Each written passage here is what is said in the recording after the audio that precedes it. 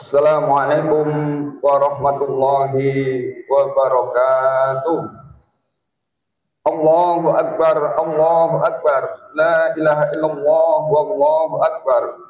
Allahu akbar walillahil hamd. Innal hamdalillah nahmaduhu wa nasta'inuhu wa nastaghfiruh wa na'udzu billahi min syururi anfusina wa min sayyiati a'malina. May yahdihillahu fala mudhillalah wa may yudlil fala hadiyalah. Asyhadu an la ilaha illallah wahdahu la syarikalah wa asyhadu anna Muhammadan abduhu wa rasuluh.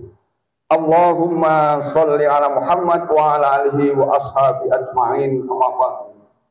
Ya ayyuhalladzina amanu taqullaha haqqa tuqatih wa la tamutunna illa wa antum muslimun. Ya ayyuhalladzina amanu taqullaha wa qulu qawlan sadida yuslih lakum a'malakum wa yaghfir lakum dzunubakum wa may yuti'illahu wa rasulahu faqad faza fawzan 'azima. Qala Allah ta'ala fil Qur'anil Karim, a'udzu billahi minasyaitonir rajim. Inna a'tainakal kautsar fasholli lirabbika wanhar. Inna syani'aka huwal abtar. Ma'asyiral muslimin rahimakumullah, jamaah salat Id.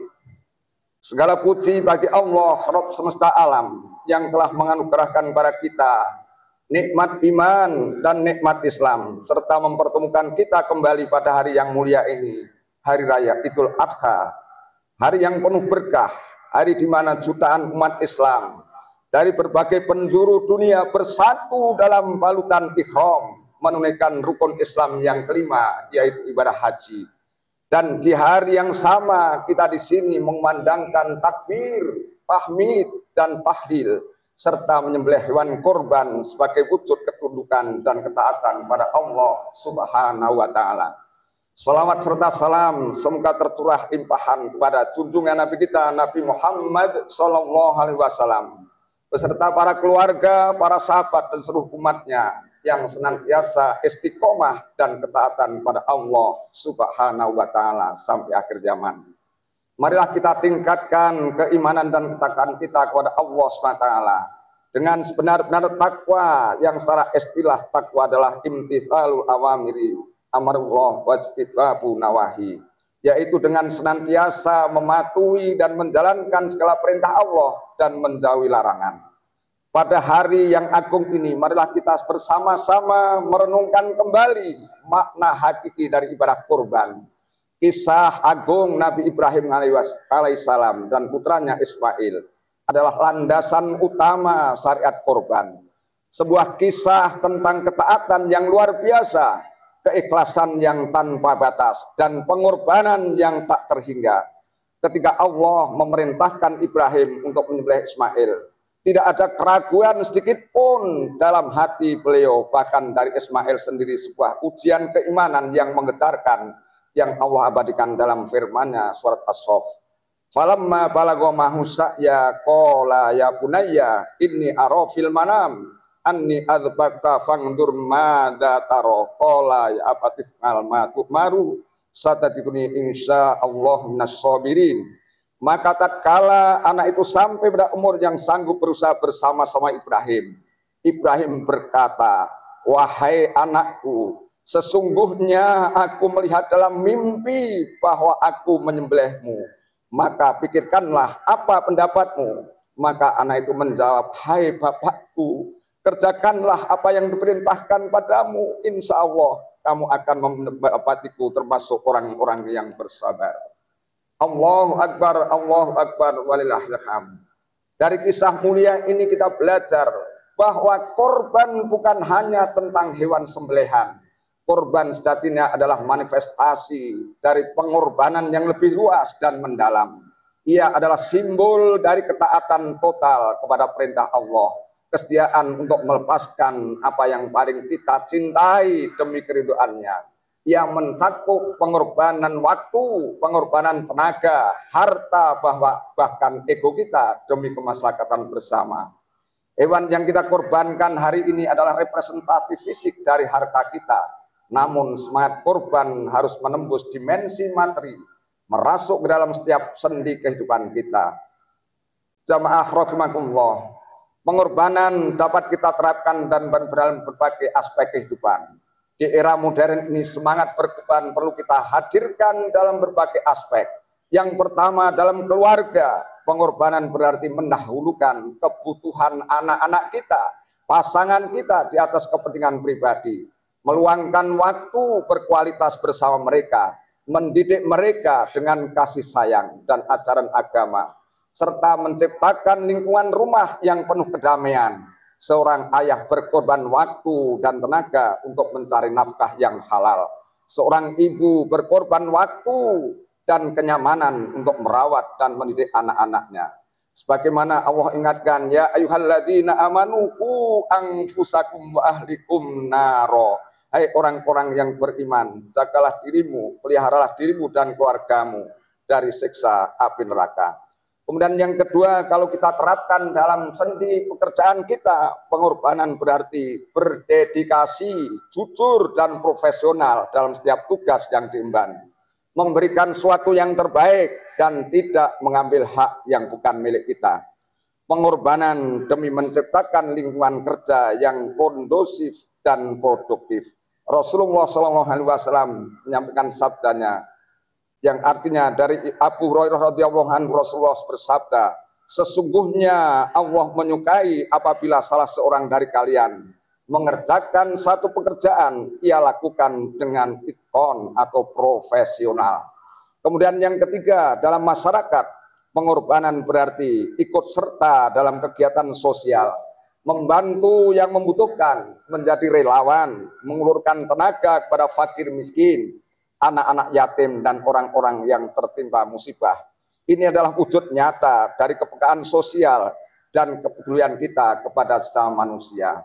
Sebagai anak Allah juga mengingatkan kepada kita dalam surat Al-Maun, tahukah kamu orang-orang yang mendustakan agama, itulah orang-orang yang menghardik anak yatim dan tidak menganjurkan memberikan makan kepada orang-orang miskin. Kemudian kita terapkan dalam kehidupan bernegara, pengorbanan berarti menaati aturan dan hukum yang berlaku, menjaga kerukunan umat beragama, berpartisipasi aktif dalam pembangunan bangsa, dan menjaga keutuhan negara dari segala bentuk perpecahan.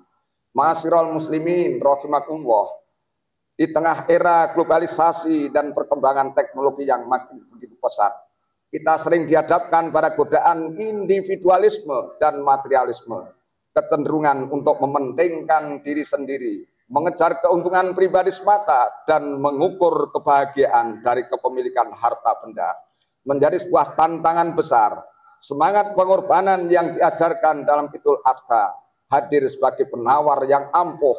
Ia mengajak kita untuk melihat, melampaui diri sendiri, untuk peduli kepada sesama, dan untuk memahami bahwa kebahagiaan sejati terletak ketika kita memberi, bukan hanya kita menerima. Maka Rasulullah juga memberikan penegasan, khairun nasi anfa'uhum linnas, sebaik-baik manusia adalah yang paling bermanfaat bagi manusia lain. Allahu Akbar, walillahil hamd. Pada hari yang penuh berkah ini, marilah kita berefleksi diri. Mari kita tanyakan pada lubuk hati kita yang paling dalam, apa yang sudah saya korbankan untuk agama, untuk keluarga, dan untuk masyarakat, dan untuk negara. Apakah kita sudah mengorbankan waktu tidur kita untuk salat tahajud? Apakah kita sudah mengorbankan sebagian harta kita untuk sedekah dan berinfak? Apakah kita sudah mengorbankan ego dan kepentingan pribadi demi keutuhan keluarga dan persatuan umat? Pengorbanan itu tidak selalu harus besar dan terlihat.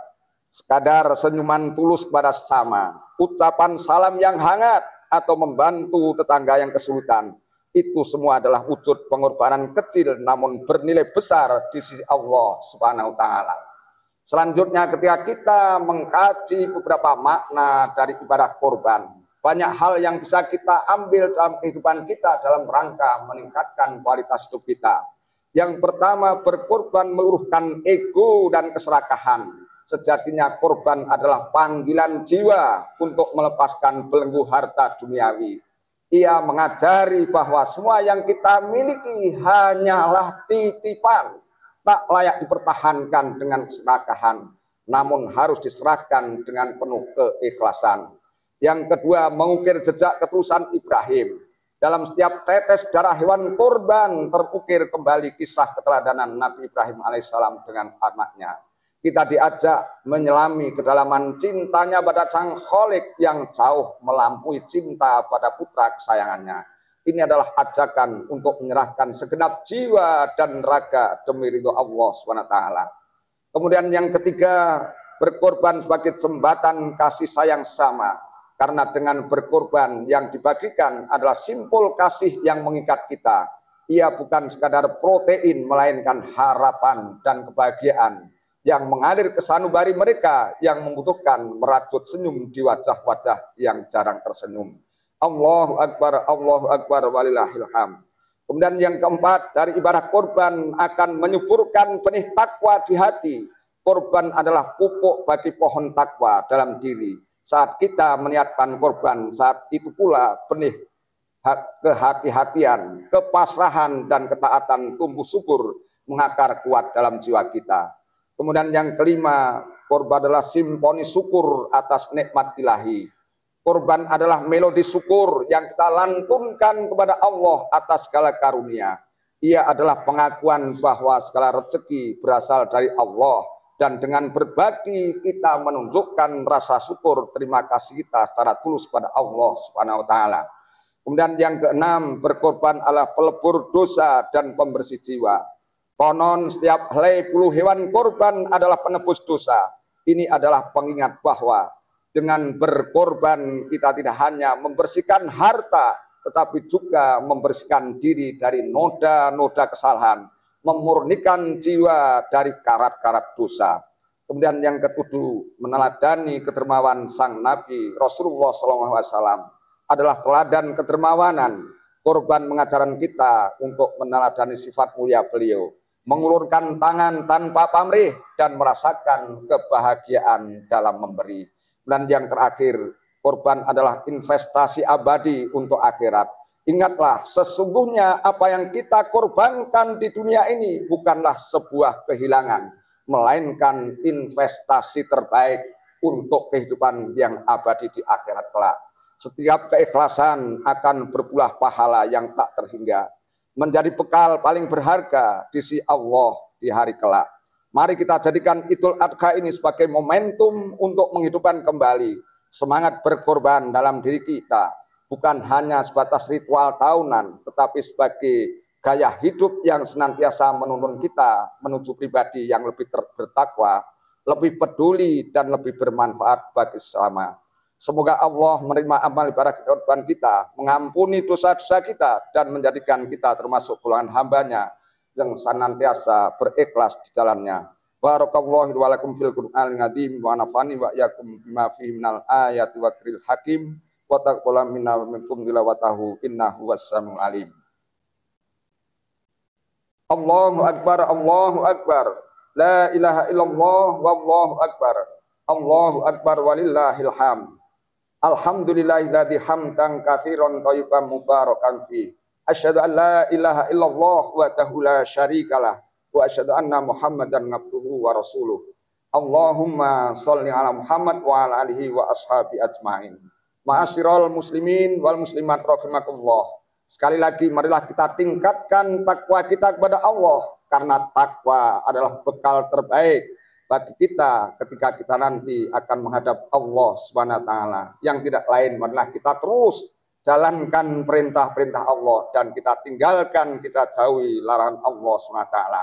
Selanjutnya sebagai penutup marilah kita berdoa mohon pada Allah Subhanahu wa taala semoga kita bersama senantiasa dalam ketetapan keimanan, keislaman kita tetap senantiasa istiqomah dalam melaksanakan ibadah. Innallaha malaikatahu yusholluna 'alan nabi ya ayyuhalladzina amanu shollu 'alaihi wa sallimu taslima warḍana bi rahmatika ya arhamar rahimin. Allahumma ighfirlil muslimina wal muslimat wal mu'minina wal mu'minat al ahya'i minhum wal amwat innaka samiun qaribun mujib da'wat ya qadiyal hajat. Ya Allah, ampunilah dosa-dosa kami, dosa kedua orang tua kami, dosa para guru-guru kami, dan dosa seluruh kaum muslimin wal muslimat, mukminin dan mukminat, baik yang masih hidup maupun telah wafat.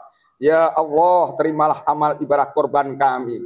Jadikanlah ia sebagai sarana penghapus dosa dan peningkat derajat di sisimu. Ya Allah, berikanlah kami kekuatan untuk senantiasa istiqomah dalam kebaikan, untuk senantiasa ikhlas berkorban demi agamamu, keluarga kami dan masyarakat kami. Ya Allah yang maha menyelamatkan dari setiap kesusahan, curahkanlah rahmat dan pertolonganmu kepada saudara-saudara kami di Palestina. Mereka hidup dalam ketakutan, kehilangan, dan kesengsaraan di bawah kezaliman kaum penjajah. Kuatkanlah iman mereka, teguhkanlah hati mereka dalam menghadapi setiap cobaan. Berikan kesabaran yang luas, ketabahan yang tak tergoyahkan, dan keyakinan yang tak pernah padam. Ya Allah, Zat yang maha membalas, hancurkanlah tipu daya dan kezaliman kaum Zionis yang angkuh dan sombong. Lumpuhkanlah kekuatan mereka, cerai-beraikanlah persatuan mereka, dan jadikanlah rencana jahat mereka berbalik menimpa diri mereka sendiri. Balaslah setiap tetes darah yang bertumpah, setiap tangisan yang terdengar, dan setiap penderitaan yang mereka timbulkan. Ya Allah yang maha memberi kemenangan, berikanlah kepada saudara-saudara kami di Palestina kemenangan yang gemilang. Bebaskanlah tanah Al-Aqsa yang suci dari cengkeraman penjajah. Kembalikanlah kemuliaan dan kedamaian di bumi para nabi. Jadikanlah mereka orang-orang yang senantiasa berada dalam lindungan dan pertolongan-Mu ya Allah. Rabbi habli minas solihin, Rabbi habli minas solihin, Rabbi habli minas solihin. Rabbana hablana min azwajina wa dzurriyyatina qurrata ayun waj'alna lil muttaqina imama. Rabbi ij'alni muqimas sholati wa min dzurriyyati Rabbana wa taqabbal du'a. Rabbana atina fid dunya hasanah wa fil akhirati hasanah wa qina adzabannar. Rabbana taqabbal minna innaka antas samiul alim wa tub alaina innaka antat tawwabur rahim. Wa sallallahu ala khairil sayyidina Muhammad wa ala alihi wa sahbihi ajmain. Subhana rabbika rabbil izzati amma yasifun. Wassalamun alal mursalin walhamdulillahi rabbil alamin. Assalamualaikum warahmatullahi wabarakatuh.